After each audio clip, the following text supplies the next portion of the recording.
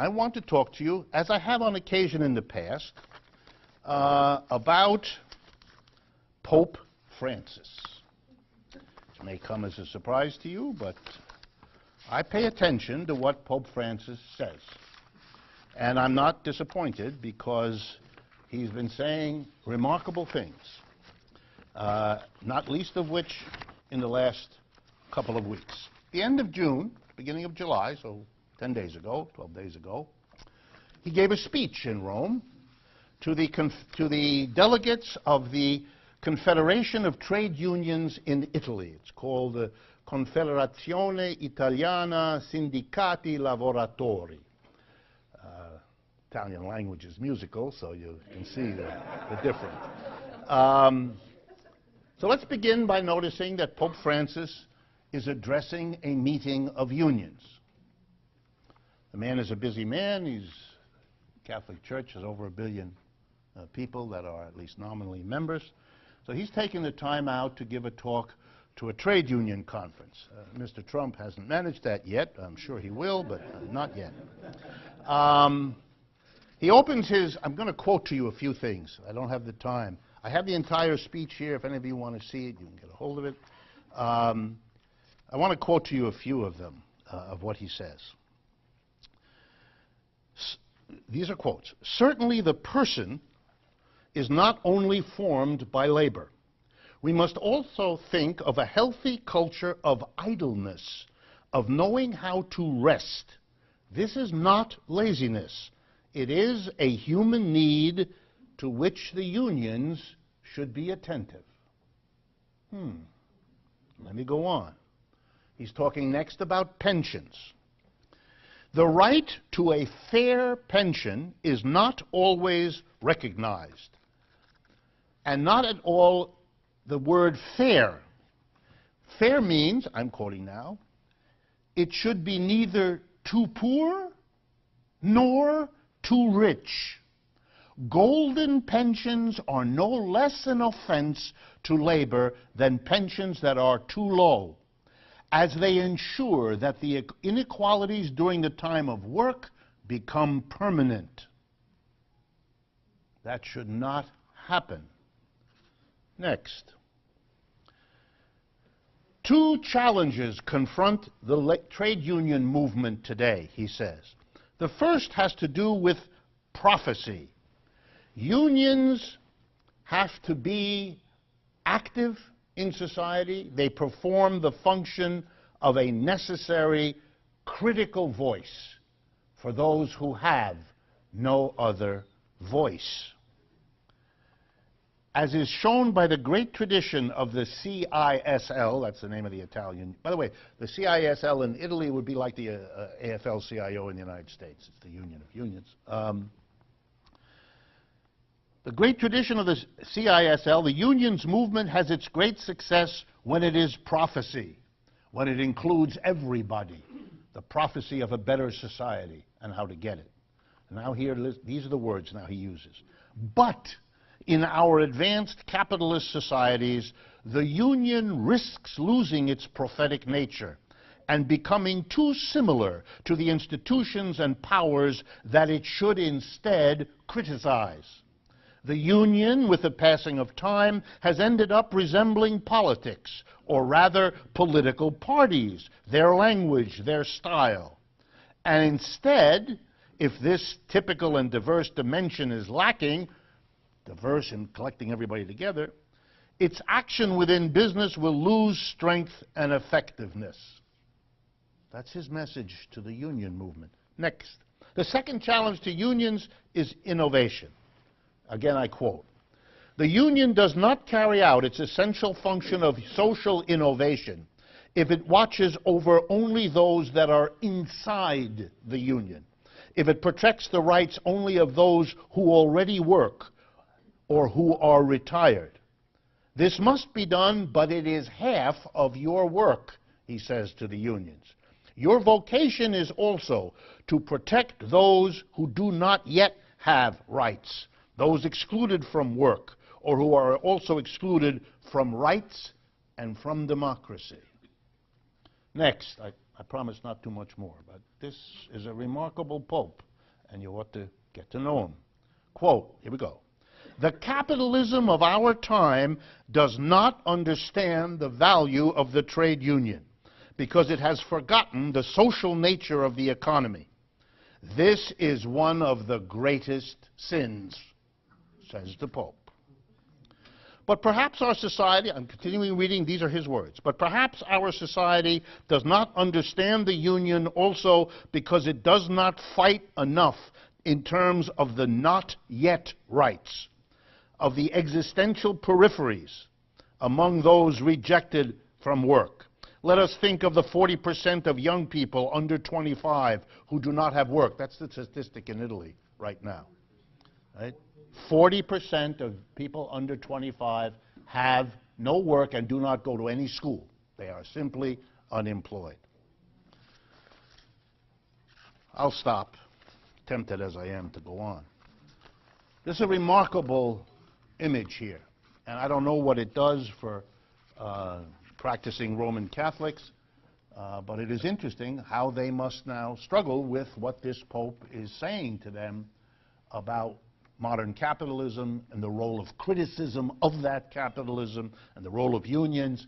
It's not what Americans in general understand or see, and particularly for those who listen and pay attention to a Pope, this is interesting, and it's a sign of change. And if I could be allowed an opinion, the Roman Catholic Church is a remarkable institution, whatever your particular feelings about the religion. It started in a slave society. It survived across into feudalism. It managed the transition into capitalism. That's an institution with a remarkable capability of adapting to enormous changes that made many other institutions fall by the wayside. The Catholic Church understood the need to change radically to survive in a changed world.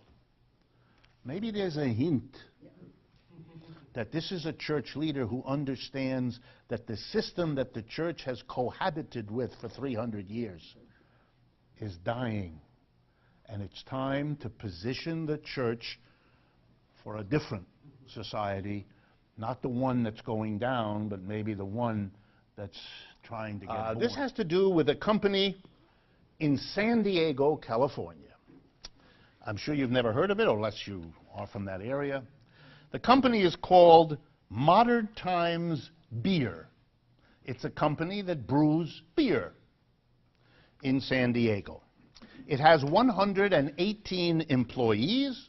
It is about 5 years old, and it currently produces over 40,000 barrels of beer per year, which it distributes, I assume, in the West Coast and areas like that. Why am I bringing this to your attention? Well, I found out about it because someone who listens to our radio show from that area thought I should know about it, and she was right. Here's what's interesting. Last week, the owner, whose name I'm happy to give you, Jacob McLean, Jacob, is it McLean? McKean, sorry, M-C-K-E-A-N, Jacob McKean, the owner and entrepreneur who started that business and has made it a successful beer business, gave his employees 30% ownership of the company. He turned over 30% of the ownership to his workers. We only do that for dramatic effect. Thank you very much. The timing was excellent. Jacob McKean's company called Modern Times Beer has become 30% owned by those 118 workers that work in his brewery. But what's even more interesting is he fully intends to make it 100% owned by the workers. Even that would not have made me bring it to your attention. But I discovered that Mr. McKean has even bigger ambitions. He doesn't want the company just to be owned by the workers. That wouldn't be enough, he said. He wants it to be run by the workers, too. He doesn't want them to be passive shareholders who turn over the running of the company to a board of directors in just the way regular companies are run. No, he doesn't. He wants the workers to own it as the first step in becoming the directors as well as the owners of the company. I am pledged to do that, he says, and now I want to read to you his answer to 2 questions in an interview. Here's the first one. One way I pledge to keep this industry, the craft beer industry, awesome, is by never selling my brewery to big beer. Big beer is Budweiser and all of that, which is a big problem for these little craft beers that get going, and then the big ones come in, give them an offer they can't refuse, and that's why Budweiser has 400 different labels. So when you go to some area and you get some weird little name beer, and it's the same Budweiser, just in a different can. And it charges you more. Anyway, I don't want to ever sell my brewery to big beer. But I know there will likely come a time when I'm tired of carrying the weight of so much responsibility. But when that time comes, this is what I want you to listen to. When that time comes and I'm no longer interested in this business, I'm not going to screw the people who made my success possible in the first place. That would be an unethical choice I could never be proud of. I owe a tremendous debt of gratitude to everyone in this industry, in this enterprise. And when it comes time for me to do something else, I refuse to throw a hand grenade over my shoulder on my way out the door. Oh, goodness, what an image of the entrepreneur. I want to drive that home. This is a businessman, it could be a businesswoman too, who is proud of having started and succeeded in building a business, but who believes that what he is proud of, having started a business, having drawn in 118 people whose lives now also depend on that business, that he hasn't got the right or the ethical entitlement to act as though it's just his, because it isn't. As he says, they all contributed to my success, to the success of this business. How could I walk out the door and say, it's mine to do with as I wish? That would be the equivalent of throwing a hand grenade on your way out the door. He's not going to do that. Next quotation from him, Jacob McKean. I've certainly given this a great deal of thought. I've learned that if the employees are not passionate about what the company makes and how it operates, they won't see themselves as having a future there. Even a 100% worker-owned company, that's called an ESOP, E-S-O-P, does not have to offer any meaningful governance or management role to the employees. But the consequences of doing that is that the company's owners aren't invested in the company's direction. That's a formula for a bad culture, a bad enterprise, and that will lead to a sale eventually, and I don't want that. That's the opposite of what we want. So now notice, not only ethically is this entrepreneur committed to giving his workers the ownership and the operation, but he's arguing that the success of this business depends on doing that. You know what he's saying? That the capitalist organization, a few owners and a mass of people doing the work, isn't efficient, isn't effective, has no justification in terms of how good the outcome is. Its only value is to enrich the few at the top who sit on this pyramid. And they've tried to fool us into thinking there's something specially efficient. And when I say us, I mean particularly the economics profession, because we reproduce that nonsense all the time. Uber, all the time. I've done this once before, but I guess it needs to be explained again. Uber. Uber is not about technology. That is, the technology of how we can have a little application on our cell phone that allows us to tap a few times and summon a car to pick us up. That technology is already used by the taxi cab industry in many cities, including the New York City and so on. There's not about technology. This is not about the sharing economy. Oh, for God's sake, you know, please. Madison Avenue comes up with this crap. That's their job. They get well paid. You are not required to take it seriously. Don't. It doesn't reflect well on you. Okay? Don't. It's not about sharing. It's not about gig economy. None of that. This is an old scam. That's all it ever was. And it's played over and over again. Here's how it works. To illustrate it, I'm going back to the origins of the taxi industry, because that's what Uber is. It's if somebody is driving a vehicle, you need to get from point A to point B, and you call them up and you give them some money and they drive you from point A to point B. This is not technically complicated. Taxis did that. They did it with horse-drawn carriages, and then they did it with motorized vehicles and so on. Here's the problem that the taxi industry faced. When you got in a taxi, back in a horse-drawn one at the turn of the century, of the last century, or a car, the early days, the early decades, you quickly discovered that a capitalist business, which is what taxis quickly became, an employer who owned the cars and hired the workers to drive them, you quickly discovered that they were in the business not of taking you to places you want to go, but of making money off of you. You think it's about you. That's charming. It isn't. It never was. It's about making money. And so that led the cab companies to do what? They didn't maintain the cabs real well. They didn't insure them real well.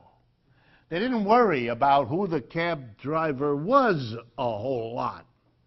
So maybe he was, or she was, well, there weren't many she's in those days. He was not the upstanding member of the community you might have liked to be driving you around, and he was driving you around in a vehicle that was about to die, but wouldn't be insured in any case. So then you had an accident. The driver went into the telephone pole or the hydrant, and you got hurt, and you discovered there's no insurance. And this happened over and over again. And you know what people did after a while? What they have done to virtually every capitalist industry? They said, this is intolerable. And so they said, there must be somebody who will make sure that this service provided to us by people making money isn't going to be making money for them at our expense, hurting us. There has to be maintenance of these cars. There has to be vetting of the driver. There has to be adequate insurance, and this has to be made sure of. So they established, you guessed it, a commission of public officials. Here in New York, it's called the Taxi and Limousine Commission. If you look on the license plate, it says TLC, Taxi Limousine Commission. That's what it is everywhere. Now we have a problem. If you're going to make it safe by keeping the car up, if you're going to have good insurance, if you're going to make sure the driver knows how to drive and drinks less than 12 quarts of liquor a day, etc., if you're going to do all those things, it's going to cost money. The insurance costs money. Maintenance of the car costs money. That's what they were saving to make money, what you want them to do. So the way it's handled is, okay, we're going to set the rate for a cab ride, which is set by that commission in New York, for example.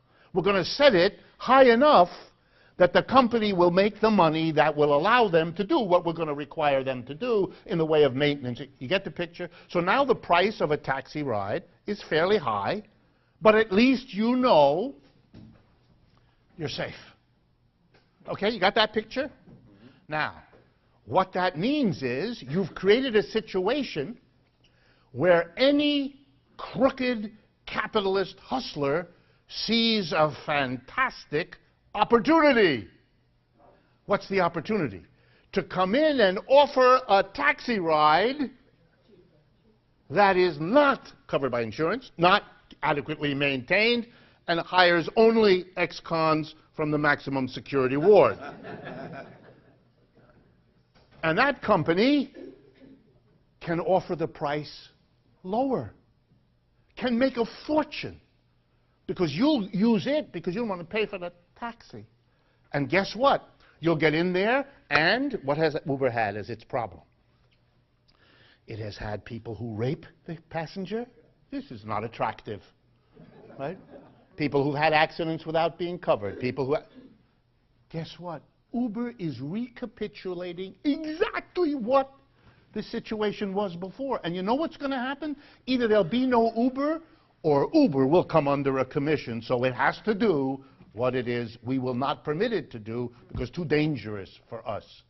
All that Uber is that hustler who comes in under the agreement, who knows that the public has been so angry at capitalists in the past that it has put a commission on them, and so they come in and slide underneath it and figure for a few years we can get by before they kind of catch up to us and have another commission. We'll make a bundle, which Mr. Kalanick did. Uber did. And even if they don't continue, that's the way this story goes. Either you get brought in under the... You understand? It got nothing to do with technology. This is a person who comes in and offers you a cheap deal. You know what this is like? I'm not predicting this. I'm just describing to you a model. It's like finding out next week that there is a fantastic new airline. Will take you to California for $81. Take you to London for $103. And you are going to be very tempted until you read the headline that the thing crashed in the ocean. And that when it did, there was no insurance to cover you. Because they came in and they found a way to get out. And nothing is better than to cover this scam with notions about a sharing economy, a gig economy, allowing immigrant drivers to have a decent income when it's so hard for... Oh, wonderful. That's what you hire Madison Avenue for. To cover something that looks and smells like, so that it can be presented as if it were perfumed soap. When you use it, you discover what it is. That's all Uber is. Yeah. So how did Uber raise so much money to fund its operation? Because they convinced a lot of smart venture capitalists that they could make a fortune doing what I've just told you. They did. And they did. More and more, we're going to control Uber because we have to. I just want you to see that it's the recapitulation of the same thing. We're going to do to Uber what we had to do to the cab drivers in the first place. And you're pleased that we're moving in that direction. Of course. What option have we? Well, let me conclude with that. We have the option of saying we are not going to be dependent for the provision of the goods and services we need as human beings on having that done by an entity whose first priority is something else, which is to make money. You know, stop, folks. This isn't complicated. To get this, you just got to go back to third grade. If you want people to be focused on providing the best possible service at the lowest possible cost, then what you ought to do is to set up an entity, and that's its charge. That's what you're supposed to do. And then to develop mechanisms to see how they're doing, to measure what they do. That's what you should do. We don't do that. We set up enterprises whose first job is to make money, to grow the enterprise. Well, if that's their first goal, why are we surprised that the short end of the stick is the service? Because they're not in the business for service. Uber doesn't care whether you get there or not. They care that you pay for doing whatever it is they're doing to you. That's their job, is to sell it. If they can convince you it's something wonderful and you buy it, they're home free. Uber convinced you that it's really new technology. My goodness, on my phone I can just do this, and the car comes. Isn't that sexy? That falls away once the cab company does it, which took them about 2 months. It had nothing to do with technology. What they were offering was something that could be very profitable to them in a nicer car with personal service because they were cheating on the control. They weren't doing the maintenance, the insurance, the vetting. That's all. They were just saving money on the car. And that's how they got the people to give them money. Look, we're going to be able to charge this for a cab drive, and it's going to cost us that. You see the big difference? That's... You've offloaded the maintenance, the expense of maintaining the car. The drivers. Their cars are as decent. The way they work it, the car is the responsibility, in most cases, of the driver. So it's as decent as that driver will maintain it. So now you got the next problem. What is he going to do? What difficulties is he going to have? Then there are people who own fleets of cars, and you're back to square one. Yeah? Uber is actually losing money as a company, and yes. So I'm wondering how that fits into this narrative. Well, again, it's the same story.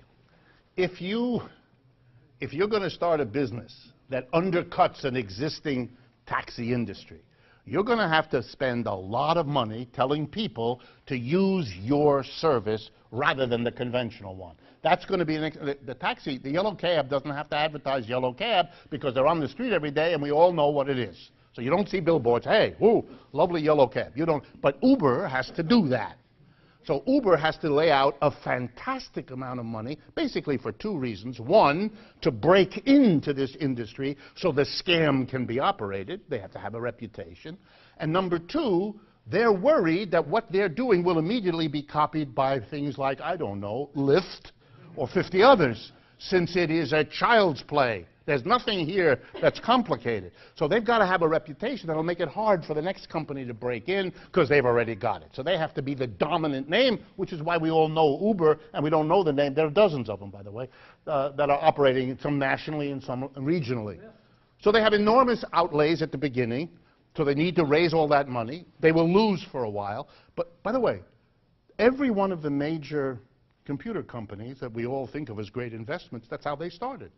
It's not at all unusual for a new company to be losing money for years, even as its stock price goes up, before they actually break even and make a profit. It's only a game of whether you can persuade the venture capitalists to give you that money because of the big payoff at the end. Facebook had that problem. Twitter had that. They all had that kind of problem. So that's why you'll see years of lost money, because they're eating up the money initially set up, and then they hope to reap the benefits. I talked to you about how Detroit was a disaster for 40 years and all of that. They lost more than half their population. As there were no jobs. The auto industry left and all the rest. Right now there is a renaissance in Detroit. What is that about? The downtown business section, that's what it's called, the business section, and then the downtown near it, are being rebuilt, mostly by one man, Dan Gilbert, who owns Quicken, who has rebuilt the city. He owns about 100 buildings in the downtown area. What they're doing is they're developing a new Detroit. It's going to be much smaller than the old one. It already is. It's going to be a concentration right in the middle of very nice apartment houses, co-ops, condos, lovely expensive restaurants, lots of high-rise office buildings, and it'll be a lovely community of well-off professional service workers. Around them, a sea of unimaginable poverty. Detroit today, which is enjoying this renaissance, you'll see stories in the newspaper, a renaissance of Detroit. It has 40% of the people of Detroit live under the poverty level. 40%. 50% live under the poverty. 40% of the children live in poverty households. It is the new America, the enclave, it's called in other countries. The well-off, glitzy, modern, comfortable, professional, tie and jacket, that is in the middle. And the rest of it, nobody knows, nobody cares. Some of them will have jobs cleaning the downtown, watering the plants that are in the lovely lobbies of the nice buildings, painting them from time to time, driving the Jeep around them at night so nobody comes and steals things. There'll be some people who have those jobs, but most of them there will be no jobs for. Seattle is doing the same things, but Seattle is doing it at a different level. Amazon and the other high techs will be the core of a whole new bourgeoisie, if you like. They will have lovely stores. There'll be enough of them to sustain a coach shop so you can get nice leather goods. And you know what they are because they're the same everywhere. That's where they go. They've figured that out. You have a nice set of clothing stores and restaurants, exactly the same thing, and everybody else will be living elsewhere where you won't have to look at them. It's called in sociology these days the impoverishment of the suburbs.